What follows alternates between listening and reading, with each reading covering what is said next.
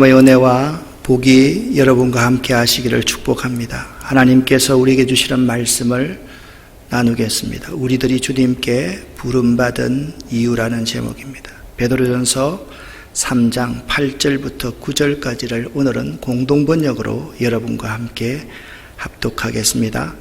끝으로 말합니다. 여러분은 모두 한 마음을 품고 서로 동정하고 서로 형제처럼 사랑하며 자비심을 가지고 겸손한 사람들이 되십시오.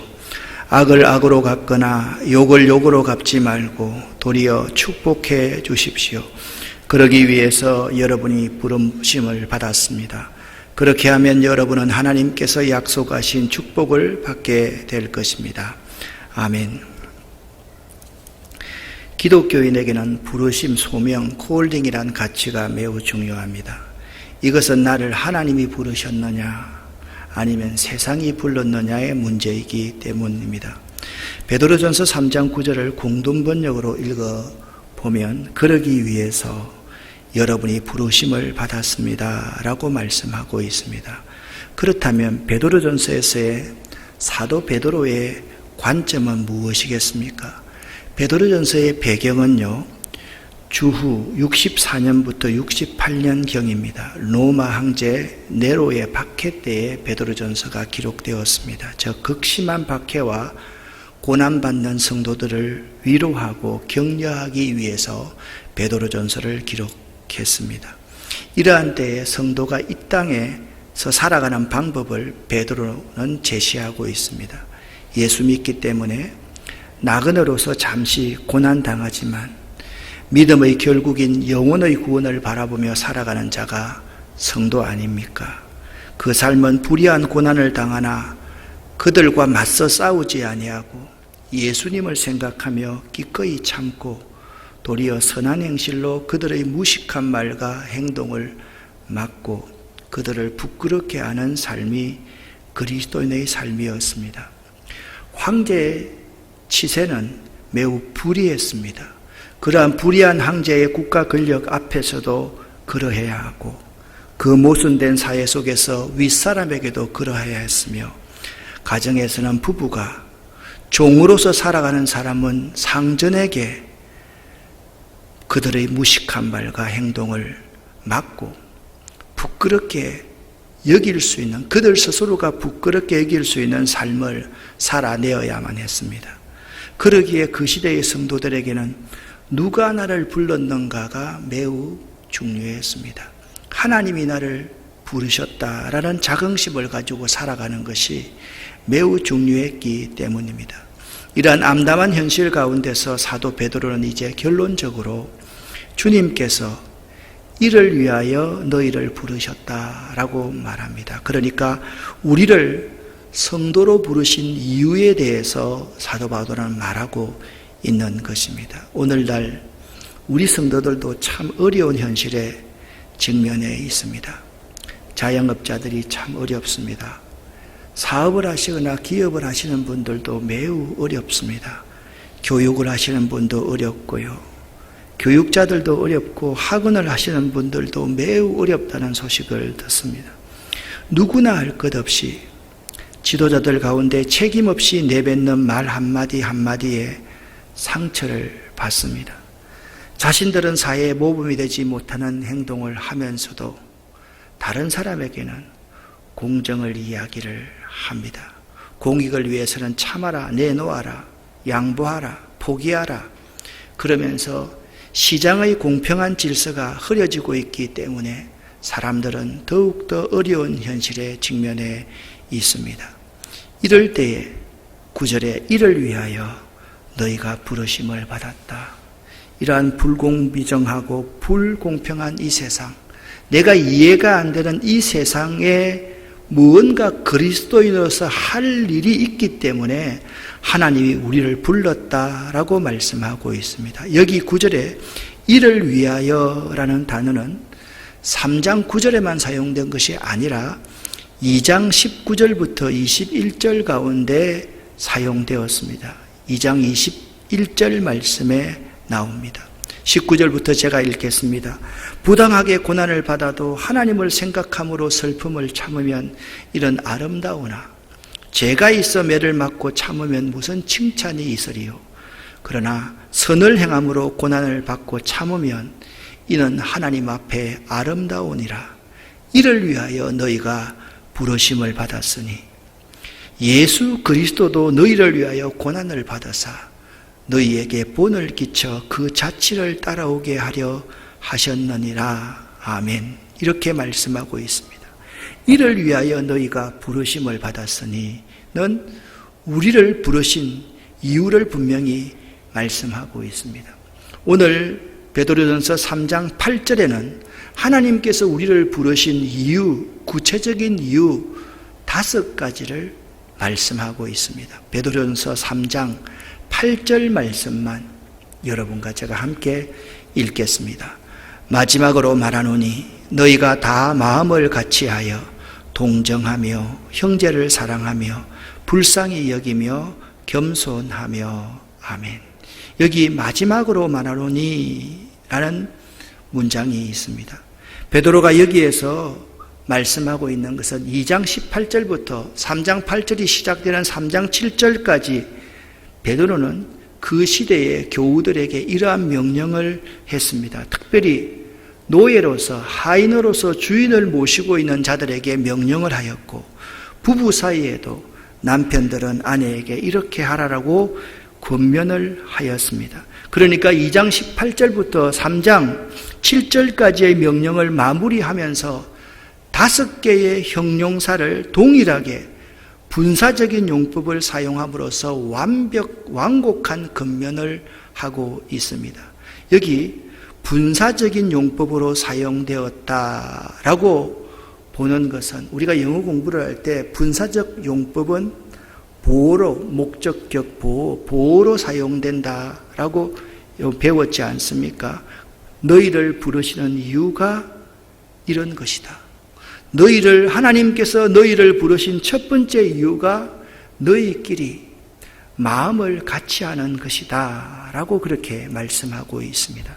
마음을 같이 하다라는 것은 한 가지 일에 뜻을 합하는 것을 의미합니다. 이것은 동일한 의견을 가지라는 의미가 아닙니다. 우리 집단에서는 이거니까 다른 말하면 잘라 이런 게 아니라는 뜻입니다. 각자가 서로에 대한 동일한 관심을 가지며 영적인 끈으로 서로 연합되어야 함을 말하고 있는 것입니다. 그러니까 어려운 시대를 살아가는 우리들일수록 믿는 자들일수록 우리끼리 마음이 하나가 되는 것이 최고 우선이다라는 말씀인 것입니다. 사도행전 4장 32절 말씀에 예루살렘 교회 성도들의 모습을 보면 이 말씀의 의미가 더 분명하게 드러납니다. 믿는 무리가 한 마음과 한 뜻이 되어 모든 물건을 서로 통용하고 자기 재물을 조금이라도 자기 것이라 하는 이가 하나도 없었다라고 말씀하고 있습니다. 예루살렘 교회 성도들은 가진 사람들이 자기 물건을 자기 것이라고 주장하지 않고 다 내놓았습니다. 서로 함께 가지지 못하는 자와 통용하면서 한 마음, 한 뜻이 되었다라고 말씀하고 있는 것입니다.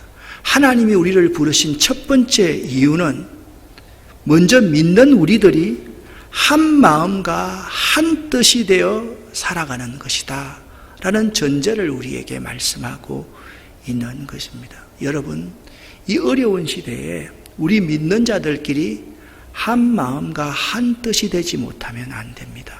우리가 하나 되어야만 합니다.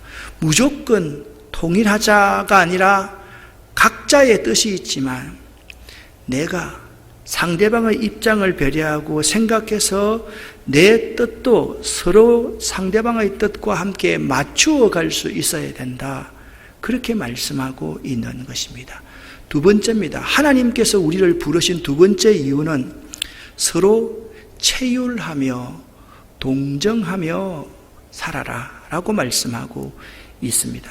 이것은 함께를 뜻하는 쉰이라는 단어와 고통을 받다에 해당하는 파스코라는 단어의 합성어입니다. 심파테이트라는 이 직접적인 의미는 동정심을 갖다라는 의미입니다. 다시 말씀드리면 서로 동정하며라는 말씀은 뭐냐면 서로 함께 고통을 받아라라는 의미인 것입니다. 다른 사람의 감정에 참여하여서 고난받는 사람을 적극적으로 동정하는 것을 나타내는 것입니다. 다른 성경의 말씀에 의하면 함께 울어주고 함께 기뻐하는 것을 의미하는 것입니다. 여러분, 동정한다는 것은요, 가난한 사람들만 동정한다는 게 아닙니다. 가난한 사람들을 돕는 부자들, 권력자들에게도 서로 가난한 사람들은 부자와 권력자들을 동정하고 부자와 권력자들은 가난한 사람들을 동정할 수 있어야 된다라고 말씀하고 있는 것입니다. 우리가 함께 고통을 받기를 원합니다. 나 혼자만 고통받는 것이 아니라 이런 어려울 때 함께 고통받는 자가 되기를 원합니다. 요즘에 지도자들 가운데 이런 말 하는 사람이 있지 않습니까? 새들어 사는 사람들이 상가의 주인에게 아니 새 들어서 돈 못 벌면 새 주지 말아야만 합니다. 이렇게 생각하니까 여러분 생각해 보세요. 새를 주는 사람들도 돈이 많이 있어서 새 주는 사람이 몇 대입니까? 그분들도 빚 내어가면서 그거 지었고 이자 갚으면서 하고 있지 않습니까? 그럴 때 지도자들이 이렇게 할 수 있어야 됩니다. 여러분, 입주민들이 참 힘들지 않습니까?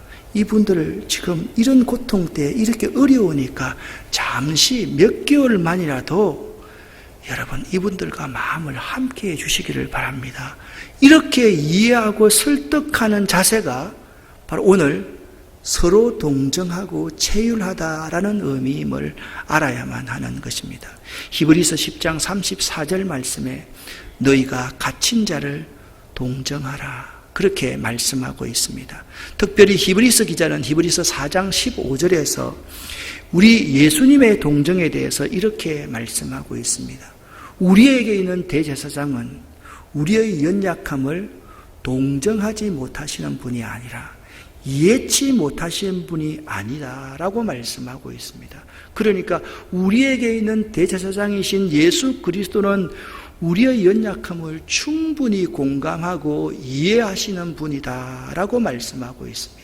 하나님께서 이 어려운 때에 우리를 부르신 이유는 고난받는 사람들을 이해하고 그들과 적극적으로 함께 삶을 살아가는 것이다 라고 말씀하고 있는 것입니다. 세 번째 형용사입니다. 여러분을 부르신 이유는 형제를 사랑하며 라고 말씀하고 있습니다. 신약 성경에서 이 본절에 나오는 필라델포이라는 단어는 바로 여기에만 나오는 단어입니다.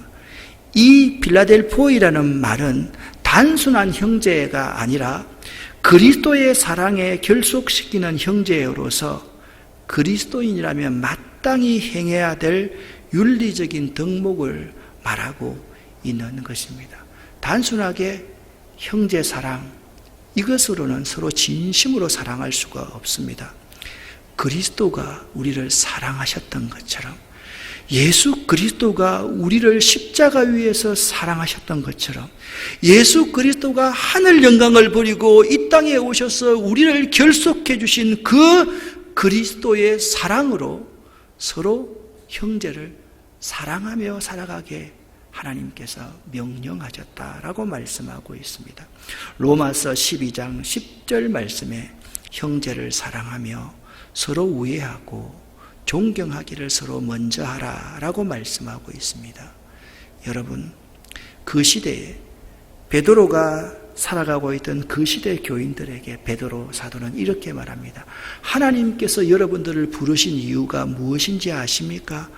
고난받는 형제들을 그리스도의 사랑으로 품고 섬기는 삶을 살라고 여러분을 부르셨습니다 라고 말하고 있는 것입니다. 네 번째 형용사입니다. 형제를 불쌍히 여기며 서로 불쌍히 여기라 그렇게 말씀하고 있습니다. 이것은 조언의 뜻을 가진 유와 마음을 뜻하는 스플랑코의 합성어입니다. 유스플랑크노이라는 말은 히포크라테스 당시의 시대에는 내장이 강한 사람을 가리켰으나 의미가 점점 더 변화되었습니다. 그러니까요, 서로 불쌍히 여기려고 하면 용기가 있어야만 합니다. 내가 다른 사람들을 도와주려고 하면요, 내 쓸 것 다 쓰고 내 입을 것 다 입고 내 할 것 다 하면 다른 사람 돕지 못합니다. 거기에 뭐가 필요하냐? 용기가 필요합니다. 그래서 이 서로 불쌍히 여긴다라는 이 말씀의 의미는 용기 있는 이나 인정이 많은 이라는 의미로 사용되었습니다. 즉 신약 성경에서는 인간의 가장 깊은 감정이나 동정심을 나타낼 때 불쌍히 여긴다라는 단어가 사용되었습니다. 그러니까 불쌍히 여긴다는 것은 마음 한가운데에서부터 형제를 사랑하는 마음, 그것이 불쌍히 여기는 마음입니다. 우리식의 표현으로 하면 애끓는 심령, 불타오르는 심령을 뜻하는 말씀인 이 불쌍히 여긴다라는 말씀입니다. 하나님께서 우리를 향하여 불붙는 듯한 긍휼의 사랑으로 사랑하셨고, 우리도 그 사랑을 본받아 우리 형제들을 그 불붙는 사랑으로 그렇게 사랑하기 위해서 하나님이 이 마지막 때에 우리를 불렀다라고 말씀하고 있는 것입니다. 고린도후서 7장 15절에 사도 바울은 고린도 교인들에게 이렇게 말씀하고 있습니다. 디도는 사랑하는 정을 더욱더 여러분에게 기울이고 있습니다 라고 말하고 있습니다. 애끓는 마음으로 끓어오르는 그러한 사랑을 여러분에게 기울이고 있는 사람이 디도입니다 라고 말하고 있는 것입니다. 하나님께서 우리를 부르신 이유 다섯 번째 형용사는 인정 많은 사람으로 고난받는 형제들을 애끓는 심정으로 사랑하라, 그렇게 말씀하고 있습니다. 마지막 다섯 번째 형용사는 겸손하며 라는 형용사입니다. 겸손하며, 이것은요 이런 뜻입니다. 예수께서 가지셨던 마음으로 낮은 마음을 나타냅니다. 그러니까 예수님께서 가지셨던 그러한 낮은 마음이 어디에 나타나 있느냐? 빌립보서 2장 5절부터 8절까지에 나타나 있습니다. 함께 읽어보겠습니다.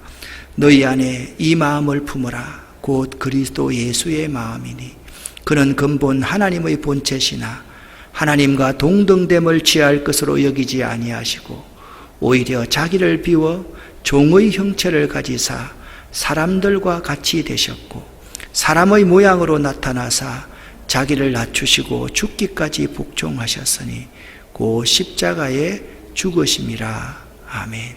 하나님께서 우리를 이 어려운 때에 부르신 이유는 고난받는 형제들을 존귀히 여기고 그들보다 더 낮아지는 마음을 갖게 하기 위해서 우리를 불렀다라고 말씀하고 있습니다. 이 다섯 가지를 제가 다시 한번 한꺼번에 정리를 해 드리겠습니다.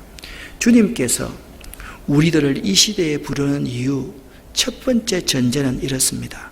먼저 우리들이 한 마음과 한 뜻이 되어서 살아가야만 합니다.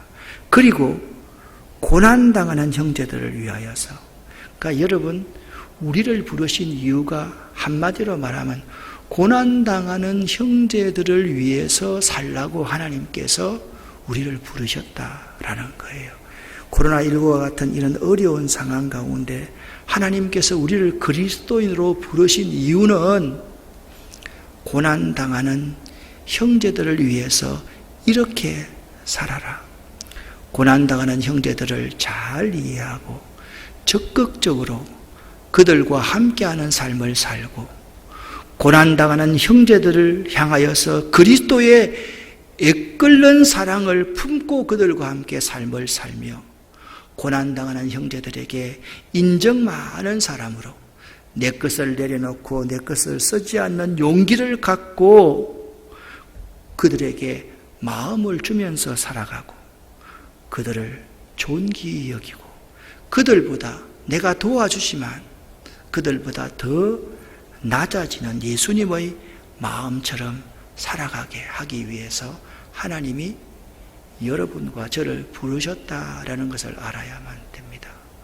어려운 말씀이 아닙니다. 어려울수록 우리들의 마음이 하나가 되어야만 합니다. 어려울수록 우리의 눈이 우리 자신에 머물러 있어서는 안 됩니다. 어려울수록 우리보다 고난당하는 자들에게 우리의 눈길을 향해야만 한다. 그것이 주님께서 어려운 시대에 우리를 부르신 이유이다라고 말씀하고 있는 것입니다. 자, 어려울 때 우리가 서로 한 마음 한 뜻이 되어야 되고 어려우면 어려울수록 고난당하는 형제 자매들에게 관심을 가져라.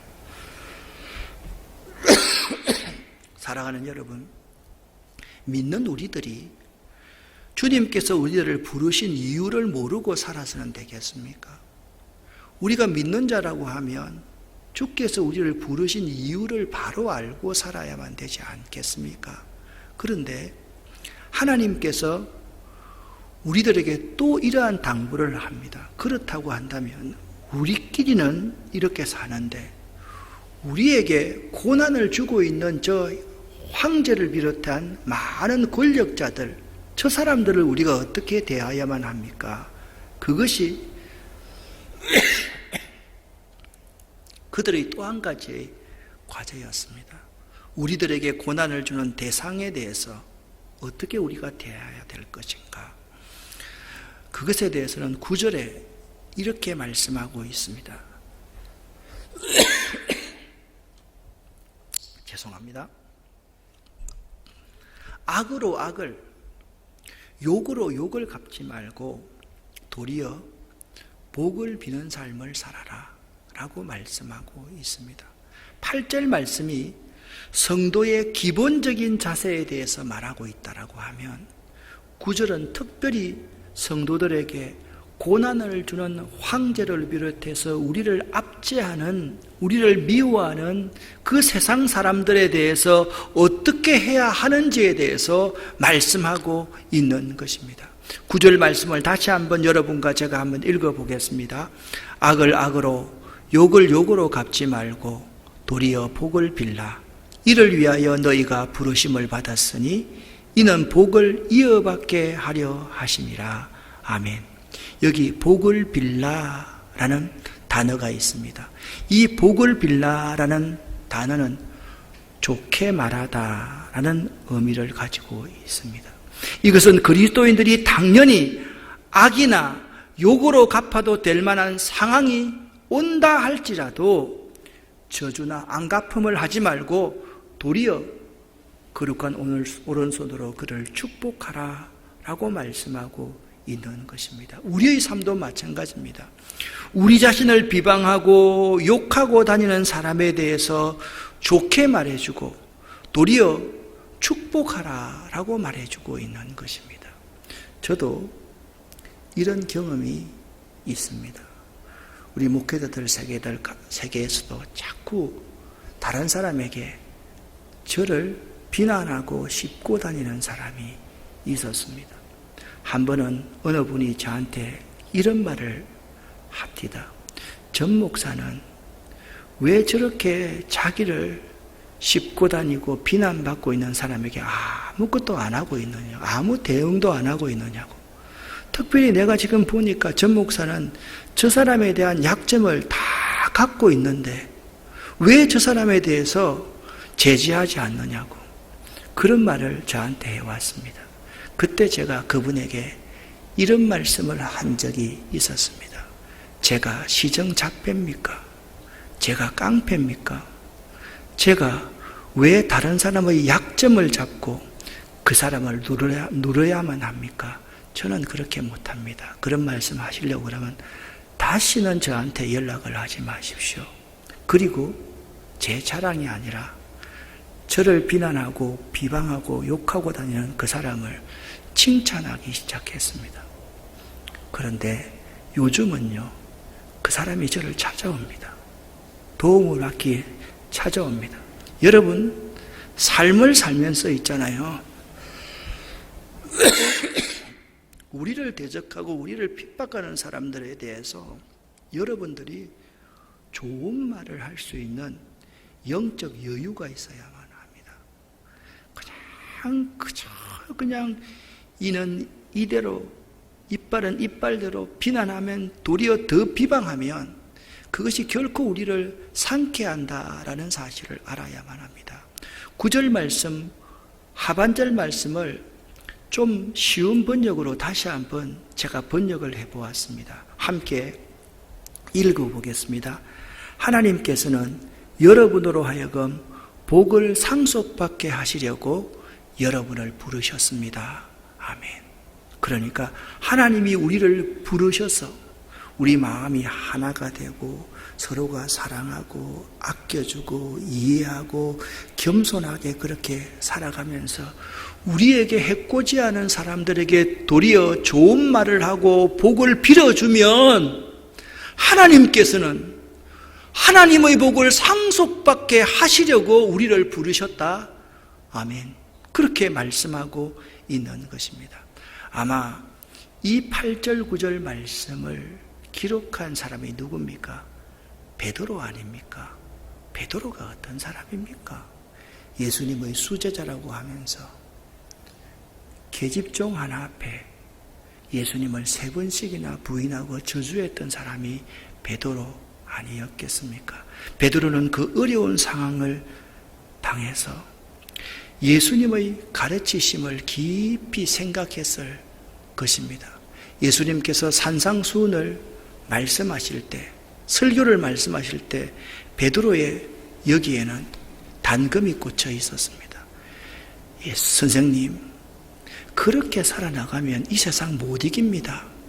금을 사용하는 사람에게는요, 더 큰 금을 사용해야 되고요, 그들이 우리를 치려고 하면요, 우리가 힘이 더 있어서 그들을 제압해야 됩니다.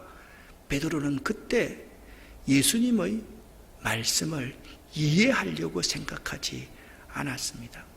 제가 책을 보다가 이러한 그림을 발견했습니다. 베드로의 부인이라는 그림입니다. 여기 안톤 로버트 라인베브라는 분이 그린 그림인데요, 미국 보스턴 미술관에 소장되어 있습니다.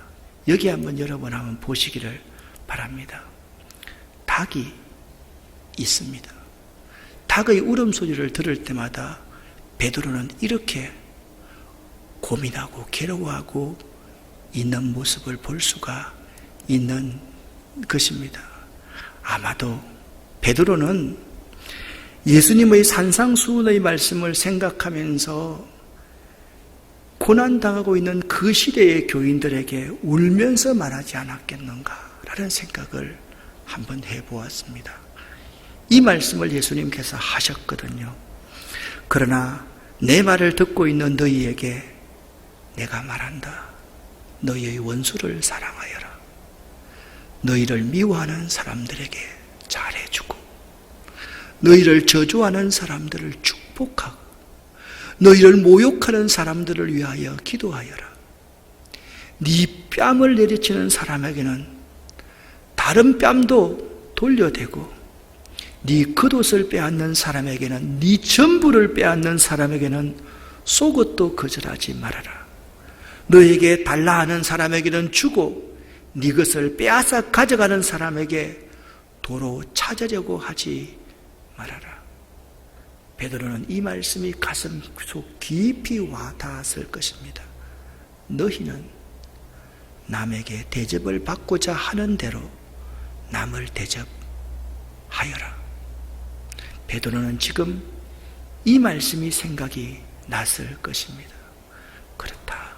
이 어려운 시대일수록 그 예수님의 그 말씀, 예수님처럼 삶을 사는 것이 하나님께서 우리를 부르신 부르심의 이유다라는 사실을 깨달았을 것입니다. 베드로는요, 자신이 이렇게 살지 못해서 하마터면 실족해서 복을 받지 못할 뻔했으니까요. 여러분, 사랑하는 여러분, 부르심의 이유에 대해서 여러분 알고 있습니까? 하나님께서 여러분과 저를 왜 그리스도인으로 불렀겠습니까? 주께서 나를 부르신 이유도 모르고 믿고 있다면 참 안타까운 신앙인이 아닐까요? 믿는 자가 복을 받으려고 하면 하나님이 부르신 이유를 바로 알고 신앙생활 해야 하는 것 아닐까요?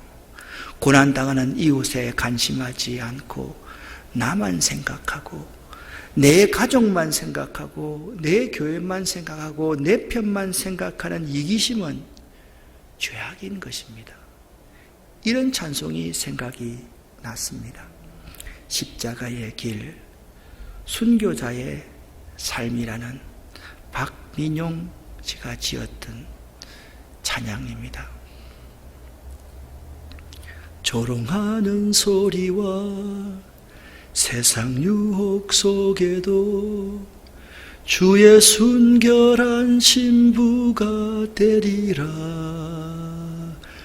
내 생명 주님께 드리리. 하나님의 사랑이 영원히 함께하리. 십자가의 길을 걷는 자에게, 순교자의 삶을 사는 이에게,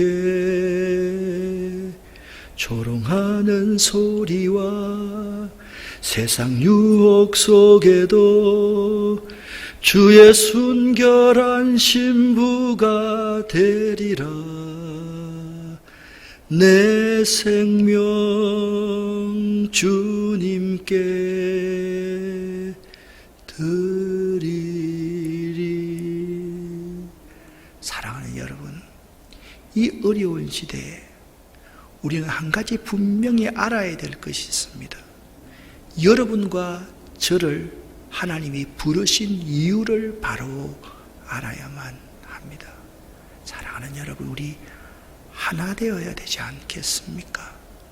사랑하는 여러분, 우리의 눈을 고난당하는 형제들에게 초점 맞추어야 되지 않겠습니까? 나보다 좀 더 어려움을 당하는 그들에게 관심해야지.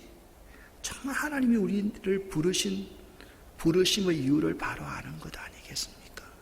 내 편이 아니라고 해서, 나를 좀 힘들게 한다고 해서 악을 악으로 갚고 욕을 욕으로 갚으려고 하는 사람이 아니라 그들에 대해서 좋은 말을 하고 오른손을 들어서 그들을 축복해 줄 수 있는 삶을 살아야 되지 않겠습니까? 조롱하는 소리와 세상 유혹 속에도 주의 순결한 신부가 되리라. 내 젊음, 내 사랑, 내 열정, 내 생명 다 주님께 드리리. 이런 삶을 사시는 여러분 되시기를 예수 이름으로 간절히 축원합니다. 기도하겠습니다. 살아계신 아버지 하나님, 감사합니다.